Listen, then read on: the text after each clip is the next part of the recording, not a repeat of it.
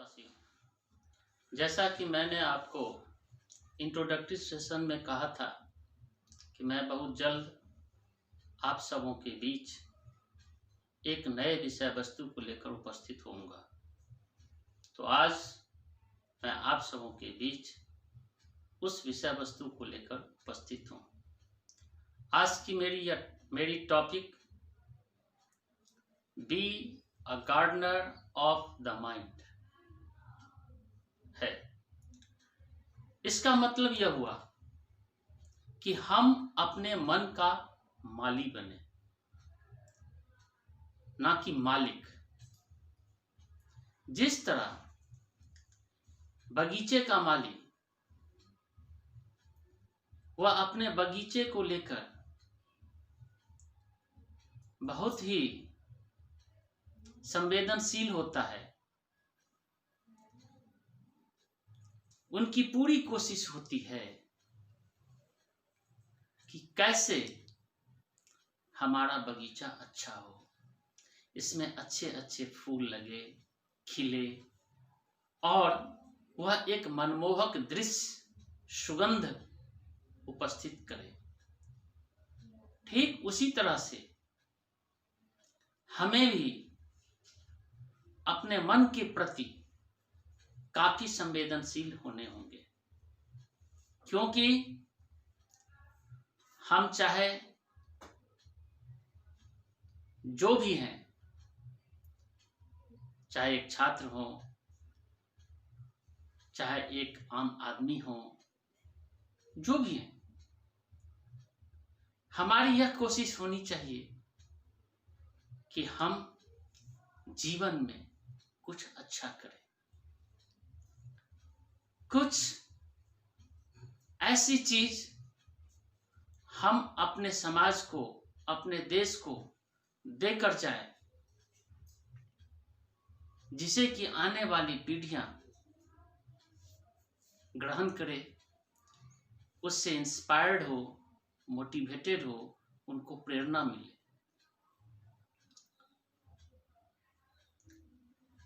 दोस्तों,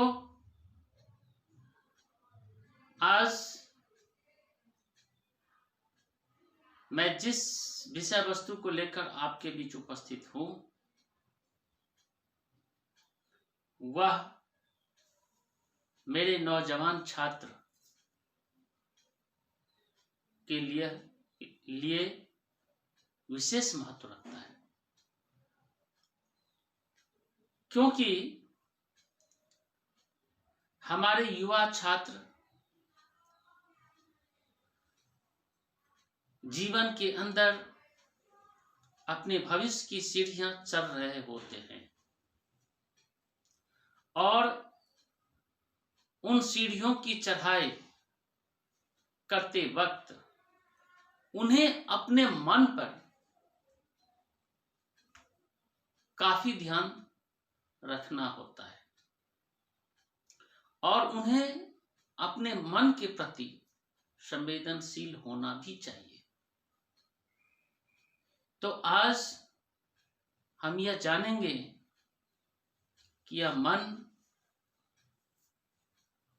हम कैसे नियंत्रित करें, क्योंकि मन बहुत चंचल होता है।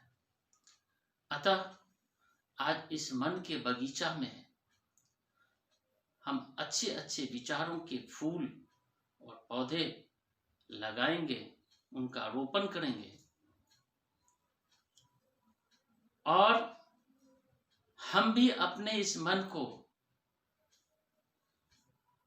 एक सुसज्जित और सुंदर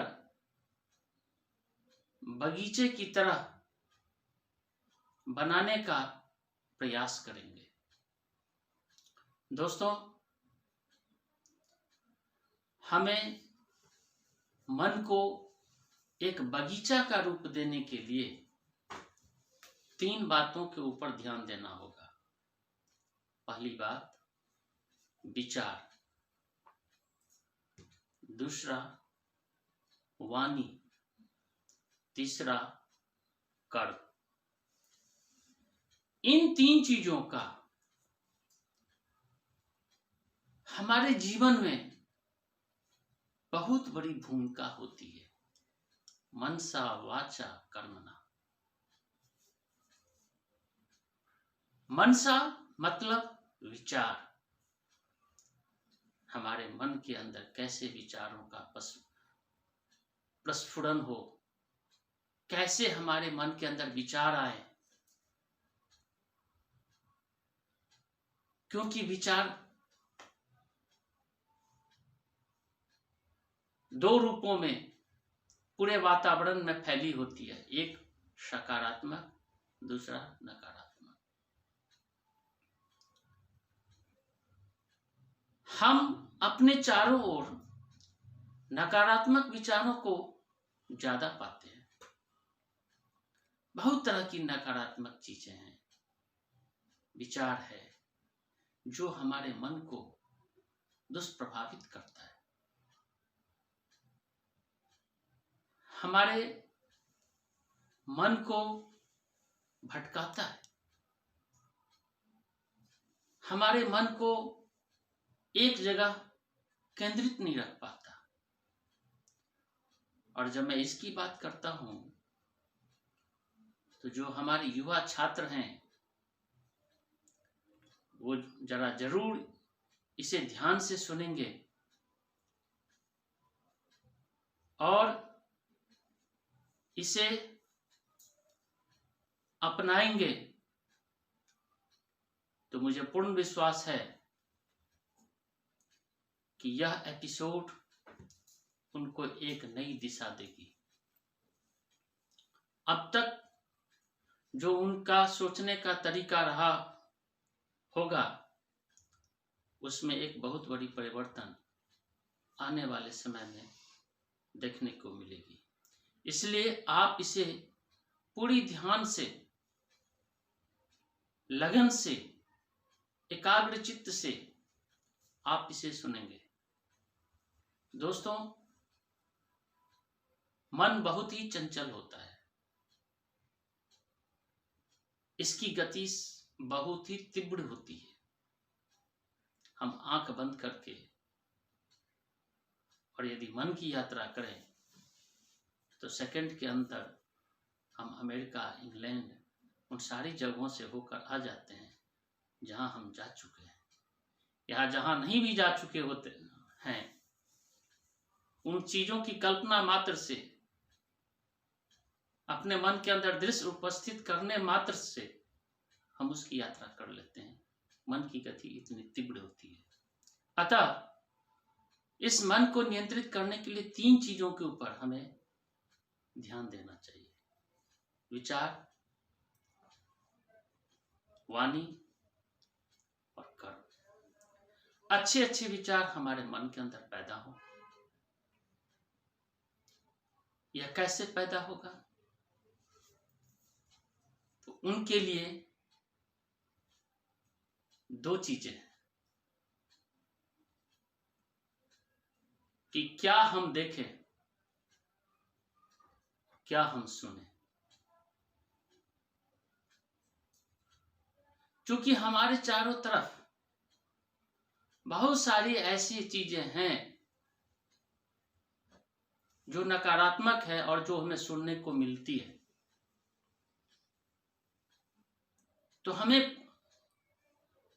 पूरी कोशिश करनी चाहिए कि वे जो नकारात्मक बातें हैं हम उन बातों के ऊपर ध्यान ना दें, क्योंकि हमें उससे अलग होना ही पड़ेगा। अगर हम उन नकारात्मक बातों को सुनेंगे तो उसका हमारे माइंड के ऊपर एक वाइब्रेशन होगा, और जब आप उस निगेटिव बातों को अधिक से अधिक सुनेंगे तो उन निगेटिव बातों का, उन नकारात्मक बातों का हमारे मन के अंदर ज्यादा से ज्यादा वाइब्रेशन होगा। और जब उन नकारात्मक चीजों का ज्यादा से ज्यादा वाइब्रेशन होगा हमारे मन के ऊपर, तो हमारे मन के अंदर उस नकारात्मक चीजों की एक निगेटिव लेयर बन जाएगी। इसलिए ऐसे निगेटिव बातों से हमें बचना होगा। ऐसी बातों को हम ना सुने। अगर कहीं निगेटिव बातें हो रही है तो कोशिश होनी चाहिए कि हम वहां से उठ जाए, हम अपनी दिशा बदल लें, हम वहां से दूर हो जाए। दूसरी चीज कि हम क्या देखें।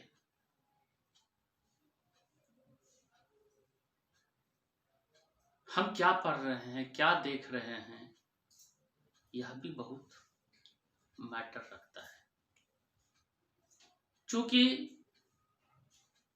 बहुत सारे बच्चे टीवी के अंदर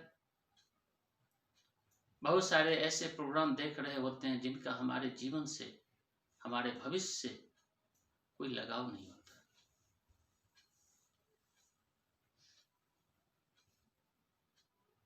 वे जो उद्योगपति हैं, पैसे कमाने के लिए वे ऐसी ऐसी चीजें लेकर आते हैं जो बच्चों को, छात्रों को लुभाते हैं, और बच्चे उस तरफ ना चाहते हुए भी धीरे धीरे धीरे धीरे धीरे धीरे खींचते चले जाते हैं। और एक समय ऐसा आता है जब वहां जाकर वो ट्रैप हो जाते हैं। फिर उन चीजों से निकलना, बाहर होना उनके लिए असह्य हो जाता है, एक बहुत बड़ी चुनौती बन जाती है। इसलिए हम ऐसी चीजों को देखने से बचें। हमें सही चीजों को देखना चाहिए, सही चीजों को पढ़ना चाहिए। जो गलत चीजें हैं उनसे हमें दूर होना होगा। दूसरी चीज, वाणी। हम किस तरह और कैसे वाणी का इस्तेमाल करें, इसके प्रति भी संवेदनशील हों, क्योंकि हमारी वाणी का हमारे विचार से डायरेक्ट कनेक्शन होता है। हमारी वाणी के अंदर जितनी भी मिठास होगी, उसके वाइब्रेशन में भी उतनी ही मिठास होगी, और वह जो तार हमारे वाणी से हमारे विचार तक जुड़ा हुआ है, उसमें एक मेलोडियस धुन होगी जो हमारे विचार के अंदर एक अच्छा धुन पैदा करेगा, और हमारा विचार बहुत ही सुंदर होगा। तो इसलिए हम सही वाणी का इस्तेमाल करें, किसी को अपशब्द ना कहें। कुछ भी हो जाए, किसी भी हाल में, किसी भी सूरत में हम किसी को गाली ना दें। इसका हमें पूरा पूरा ख्याल रखना होगा। हमें अच्छी चीजों,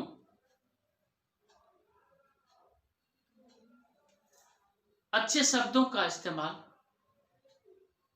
करना चाहिए। तीसरी बात, कर्मणा, जो मैंने कर्म की बात की थी कि आप काम कैसे करें, तो निश्चित रूप से हमें एक्शन में वो आवाज देनी चाहिए, आप वो दृश्य प्रस्तुत करें जिसके अंदर किसी के भविष्य को संवारने की, सजाने की क्षमता हो। चूंकि कहा गया है कि action speaks louder than speech. हम जो कुछ भी करते हैं उसकी आवाज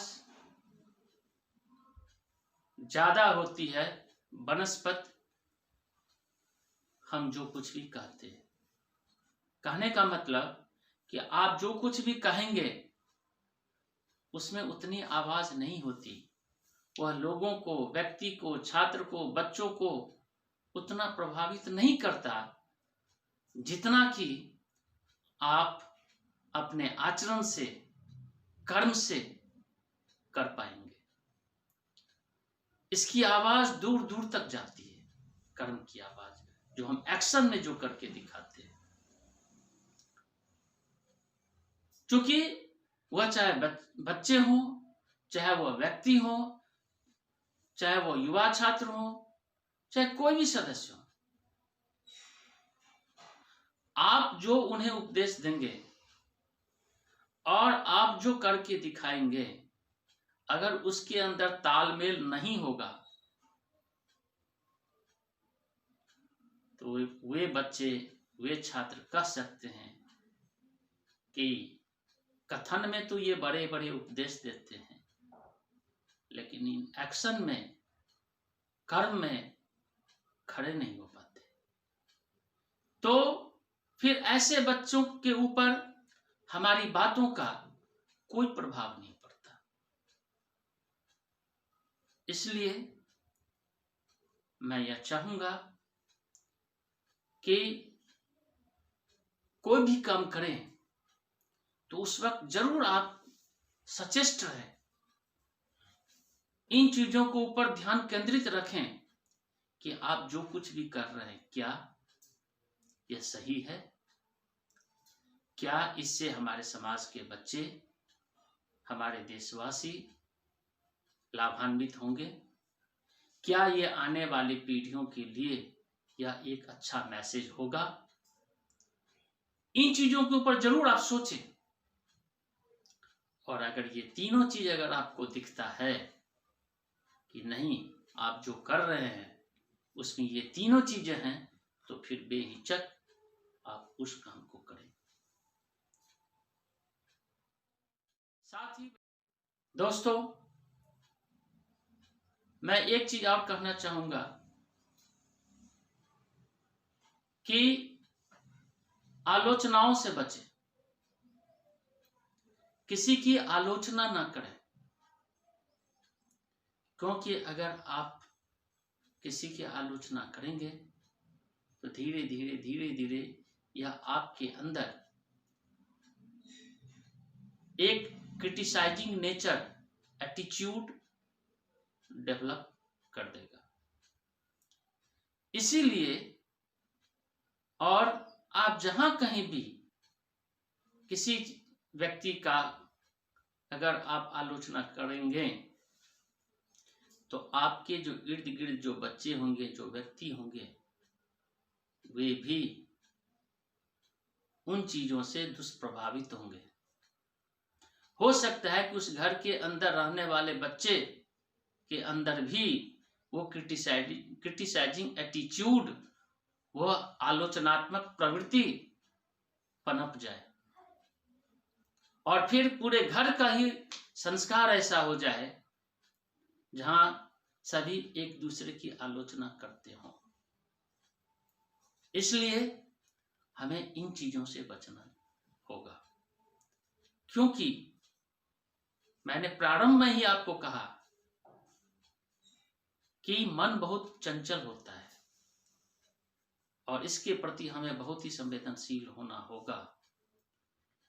हमें सोचना होगा कि इस मन के बगीचा में हम कैसे विचारों के फूल खिलाएं, कैसे हम कर्म के फूल खिलाएं, कैसे हम वाणी के फूल खिलाएं, ताकि ये जो हमारे विचार के फूल, कर्म के फूल, वाणी के फूल जितने ही अच्छे होंगे,